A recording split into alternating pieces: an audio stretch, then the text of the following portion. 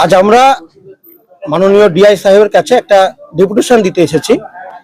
কিছুদিন আগেই জাতীয় মানবাধিকার কমিশন থেকে একটা নির্দেশ এসেছে, হাইকোর্টের থেকেও একটা নির্দেশ এসেছে যে আমাদের দীর্ঘদিনের যে লড়াই, স্কুল শিক্ষকতার সঙ্গে যুক্ত যে সমস্ত শিক্ষক, সরকারি এবং সরকারি সাহায্যপ্রাপ্ত স্কুলের যে শিক্ষক, তারা গৃহশিক্ষকতা করছেন, তাদের এই গৃহশিক্ষকতা বন্ধের দাবিতে আমরা আজকে কৃষ্ণনগরের সদর মোড়ে আমরা জমায়েত হয়েছিলাম। সেখান থেকে আমরা মিছিল করে এসে আমরা মাননীয় ডিআই সাহেবের কাছে একটা ডেপুটেশন এবং তার মধ্য দিয়ে একটা তালিকা জমা করব, কোন কোন শিক্ষক এখনো স্কুলের সরকারি এবং সরকারি সাহায্যপ্রাপ্ত স্কুলের কোন কোন শিক্ষক এখনো সমস্ত আইনকে বুড়ো আঙুল দেখিয়ে শিক্ষকতা করে চলেছেন, গৃহশিক্ষকতা করে চলেছেন, লুকিয়ে মুচলেখা দেওয়ার পরেও সেই তালিকাটা আমরা আজকে ওনাদেরকে জমা করতে চাই।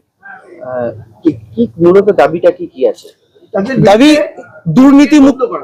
দুর্নীতিমুক্ত শিক্ষা ব্যবস্থা, স্কুলের পঠন পাঠনের জোর, ছাত্রছাত্রীদেরকে যেন আমাদেরকে প্রয়োজনই না হয় এমন পড়াশোনাটা স্কুলে হোক, এবং ওনারা বাইরে এক ভেতরে এক মিথ্যাচার বন্ধ করবেন। স্কুলে কি বলছেন না বলছেন আমাদের জানার দরকার নেই, প্রাইভেট টিউশনে কি বলছেন না বলছেন আমাদের জানার দরকার নেই। উনি একজন শিক্ষক এবং সরকারি মান্যতাপ্রাপ্ত শিক্ষক, তিনি মিথ্যে কথা বলছেন, মুচলেখাই এক বাইরেই এক। যদি মনে হয় ওনার পড়ানোটা আইনি ভাবে ঠিক আছে, তাহলে পরে যদি আইনসম্মত হয় তাহলে উনি মুচলেখাতে জানিয়ে দিন যে হ্যাঁ আমি পড়াই, আমার বিরুদ্ধে যা ব্যবস্থা নেওয়া হোক। যদি ডিআই সাহেব কোনো বিশেষ ব্যবস্থা নেন, আমাদের শিক্ষা দপ্তর থেকে কোনো বিশেষ ব্যবস্থা নেওয়া হয়, তারপর যেটা মাথা পেতে নেবো, এইরকম ধরনের বুকের সাহস দেখাতে পারলে দেখান। এই দাবিটা অন্তত আমরা আমাদের পক্ষ থেকে রাখছি। এতে আপনাদের কি সমস্যা হচ্ছে? আমাদের সমস্যা বলতে একটা বিভাজন তৈরি হচ্ছে ছাত্রছাত্রীদের মধ্যে। একদল যারা ওই শিক্ষকের কাছে পড়ে, আর একদল যারা পড়ে না তারা বঞ্চিত হচ্ছে।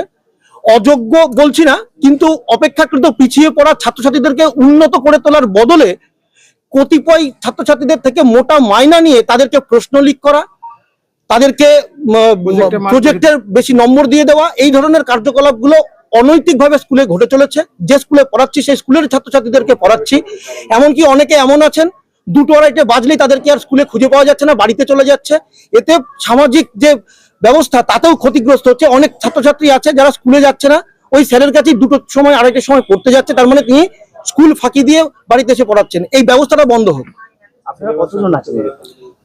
আমরা কতজন আছি বলতে, মানে আপনারা এরকম গৃহশিক্ষক কতজন? আমরা সারা নদিয়া জেলা জুড়ে কতজন আছি? আমরা নদিয়া জেলার মানে সংগঠিত অসংগঠিত সমস্ত মেলালে পরে 1000-5 গৃহশিক্ষক অবশ্যই আছি, তার বেশি হবে। ওই যে বললাম সংগঠিত অসংগঠিত এখনো অনেকে আছে যারা আমাদের ছাতার তলাতে এখনো আসতে পারেননি। আপনাদের মারফত আমাদের সেই দাবি বলি বা আহ্বান বলি, আমরা জানাবো তাদেরকেও, তারা যেন আমাদের সঙ্গে যুক্ত হয় এবং আমাদের দাবিটাকে আরো সুদৃঢ় করে। আপনার নাম? আমি কৃষাণু বিশ্বাস। যদি আপনাদের এই দাবি আন্দোলনের পর যদি কোনো কাজ না হয় বা ডেপুটেশন দেওয়ার পর যদি কাজ না হয় কি করবেন? আমরা এতদিন পর্যন্ত তো আন্দোলন করেছি এবং বলেছি বারংবার যে বৃহত্তর আন্দোলনে যাব। আমরা হয়তো সেই দেখাতে পারিনি কোন বৃহত্তর রূপটা আমরা আগামীতে দেখাতে চলেছি। আমরা আশা করব মাননীয় ডিআই সাহেব, শিক্ষা দপ্তর এবং শিক্ষামন্ত্রী আমাদেরকে সেই মানে চরম রূপটা দেখাতে বাধ্য করবেন না।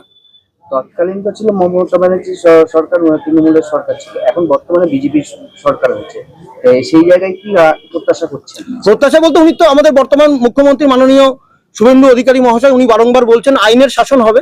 আমরা ওই পথটাই চেয়ে বসে আছি চাতক পাখির মতন, কবে আইনের শাসনটা চালু হবে।